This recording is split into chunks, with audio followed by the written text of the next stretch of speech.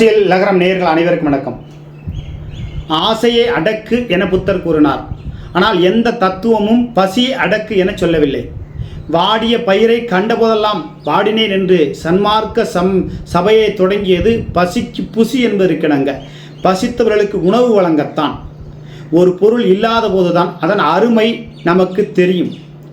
அதுபோல சாப்பாட்டின் அருமை பட்டினியால் வாடும்பொழுதுதான் அதனுடைய அருமை நமக்கு புரியும். நம் நாட்டின் உணவு உற்பத்தி மில்லியன் டன்களை கடந்து தன்னிறைவு பெற்றுள்ளோம். ஆனால் மறுபுறம் 20% தேவைக்கு குறைந்த அளவே உண்கின்றனர். இது என்ன முரண்பாடு? இந்தியாவில் உள்ள மொத்த 120 கோடி சுமார் 40 கோடி பேர் பசியில் உழன்று வாடுகிறார்கள். வறுமை கோட்டிற்கு கீழே இருக்கிறார்கள். உலக அளவில் மொத்த சாகுபடி பரப்பிலும் உற்பத்தியிலும் முன்னணியில் இருக்கும் நாம் விளைச்சலில் ஒரு ஹெக்டேரில் உற்பத்தி செய்யப்படும் தானிய அளவு மிகவும் பின்தங்கி உள்ளோம்.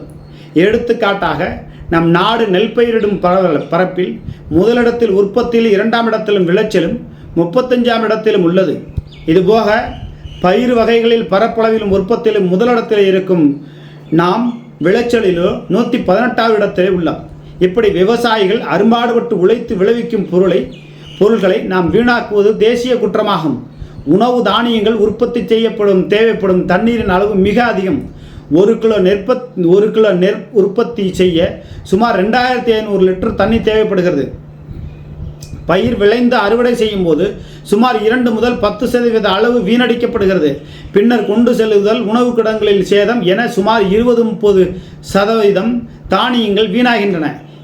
இவை அரசியல் தவிர ஒவ்வொரு வீட்டிலும் சமுதாய நிகழ்ச்சிகள் மற்றும் விழாக்களிலும் நாம் வீணாக்கும் சமைத்த உணவு வகையில் கணக்கிலடங்காதவை.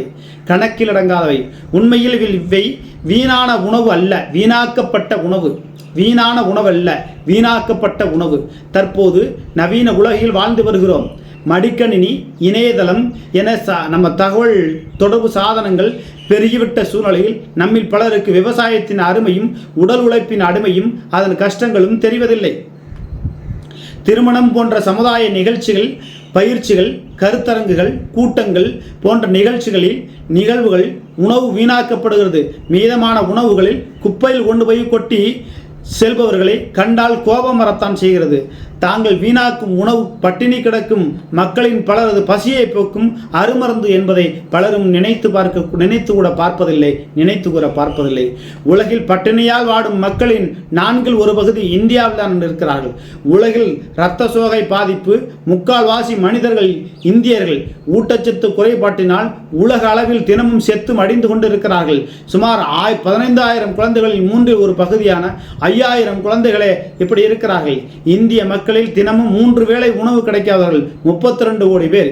இந்தியாவில் 5 வயதிற்குட்பட்ட குழந்தைகளில் 47% பேர் ஊட்டச்சத்து குறைபாட்டுடன் உள்ளார்கள். அதேபோல 52% கர்ப்பிணி பெண்களும் சரிவர ஊட்டச்சத்து கிடைப்பதில்லை. இந்தியாவில் குறைந்த உடல் எடை, அதாவது 2.5 கிலோவிற்கு குறைவாக பிறக்கும் குழந்தைகள் பாதி பேர். உலகில் உள்ள 120 அதிக பசியான நாடுகளில் இந்தியா 15ஆம் இடத்தில் இருக்கிறது. உலகில் ஒவ்வொரு ஆண்டும் 130 கோடி உணவு தானியம் வீணாகிறது. உலக அளவில் உணவு பண்டங்களில் சுமார் 1/3 பங்கு வீணாகிறது என ஐக்கிய நாடுகள் சபையின் உணவு மற்றும் வேளாண்மை கழகம் தெரிவிக்கிறது. இப்படி உணவு பண்டங்கள் மூலம் 50 கோடி மக்களுக்கு கூடுதலாக உணவிட முடியுமா? நிச்சயமாக உலகின் மொத்த மக்கள் தொகையில் 86.8 கோடி ஊட்டச்சத்து குறைவினால் பாதிக்கப்பட்டுள்ளனர். உலகில் ஒவ்வொரு வருடமும் தொழில் வளர்ச்சி மிக்க நாடுகளில் சுமார் 36.5 லட்சம் கோடி 68,000 கோடி அமெரிக்க டாலர் மதிப்பிலான உணவுப் பொருட்களும், வளரும் நாடுகளில் 14.67 லட்சம் கோடி 31 கோடிய அமெரிக்க டாலர் மதிப்பிலான உணவுப் பொருட்களும் வீணடிக்கப்படுவதாக ஐக்கிய நாடு சபைகள் கூறுகிறது. நம் நாட்டை பொறுத்தவரை 2005 முதல் 2013 ஆண்டு வரை 1.94 லட்சம் வரை உணவு தானியம் வீணாகியுள்ளது. இந்திய உணவுக் கழகத்தின் தகவல் தெரிவிக்கிறது. இந்தியாவில் 2008-2009 ஆண்டில் வீணாகிய உணவுப் பொருட்களின் அளவு 52,000 டன்னாக இருந்தது. இது 2009-2010 1.31 டன் ஆகவும் 2010-2011 1.56 டன்னாகவும் உயர்ந்துள்ளது. எது? வீணடிக்கப்பட்ட உணவுகள். ஒரு பொருள் விளைநிலத்திலிருந்து வியாபாரி கைக்கு சென்ற பின்னர் நுகர்வோரின் கைக்கு மாறும்போது 50% வீணாகிறது என ஒரு ஆய்வு கூறுகிறது. இந்திய உணவு கழக கிடங்குகளில் 2008ஆம் ஆண்டில் அதிக ஈரம், எலி, பறவைகள் மற்றும் பல சேதங்களால் சுமார் 36,000 டன் உணவு தானியங்கள் வீணடிக்கப்படுகிறது என்று சொல்லப்படுகிறது. இந்த வீணான உணவு தானியங்களால் சுமார் 8 கோடி மனிதர்களுக்கு ஒரு நாளுக்கு ஒரு மனிதன் உட்கொள்ளும் 440 டன் 440 கிராம் என்ற வீதத்தில் உணவு வழங்க முடியும் என்று கணக்கிட்டுள்ளார்கள். இந்த இழப்புகளில் பஞ்சாப் 19,290 டன் முதலிடத்தில், அடுத்து மேற்கு வங்கம் 4,545, குஜராத்தில் 4,290 டன். இந்திய உணவு கிடங்குகளிலிருந்து மட்டும் 87,000 டன் உணவு தானியங்கள் வீணாகியுள்ள என்று ஒரு கணக்கு சொல்லுகிறது. 1997 முதல் 2007ஆம் ஆண்டு வரை இந்திய உணவு கழக கிடங்குகளில் சுமார் 1,83,000 டன் கோதுமையும் 6,33,000 டன் நெல்லும் 1,11 டன் மக்காச்சோளமும் வீணாகிவிட்டதாக ஒரு தகவல் சொல்கிறது. உணவு தானியங்கள் வீணாவதை தடுப்பதற்கு விளைபொருள்கள் சேமிக்க உணவு கிடங்கு வசதிகளை அதாவது நவீன தொழில்நுட்பத்துடன் அனைத்து பகுதிகளிலும் ஏற்படுத்த வேண்டும் என்று ஏற்கனவே இருப்பவற்றை முறையாக பராமரிக்கப்பட வேண்டும் என்று உணவுக் கழகங்கள், உலக வல்லாதிக்கம் கொண்ட உணவுக் கழகங்கள் தொழில்நுட்பத்துடன் செய்து கொண்டிருக்கிறதா. ஆனால் இந்தியாவிலே அந்த மாதிரியான வேலைகளை செய்யவில்லை.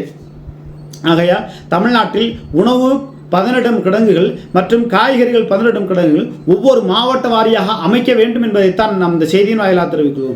ஒரு விவசாயி ஒரு நெல்லை விவசாயம் செய்து கொண்டு வருகிற வரை அவன் எந்த அளவுக்கு அவனுக்கு தெரிந்து சேதப்படுத்தப்படுகிறது, அவனுக்கு தெரியாமல் சேதப்படுத்தப்படுகிறது என்பதையெல்லாம் ஒரு ஆய்வு கொண்டு வேளாண்மை உற்பத்தி கழகம், வேளாண்மை நுண்பொருள் கழகம், வேளாண்மை நவீன கழகம் இதையெல்லாம் ஆய்வு செய்து ஒரு நல்ல வளர்ச்சி நிலைக்கு தமிழக அரசு கொண்டு வருமையானால் தமிழ்நாட்டில் உணவு தானியங்கள், அதாவது தயாரிக்கப்படக்கூடிய விளைநிலத்திலிருந்து எடுக்கப்படக்கூடிய அந்த பொருட்கள் எல்லாம் வீணாவதற்குண்டான வேலைகளை செய்யாமல் அதனை மிச்சப்படுத்தி பஞ்சத்தை போக்குவதற்குண்டான வேலைகளை ஒவ்வொரு மாநிலத்தில் இருக்கவர்களும் செய்தால் இந்தியா நிச்சயமாக பசி இல்லாத நாடாக இருக்கும் என்று நம்பப்படுகிறது.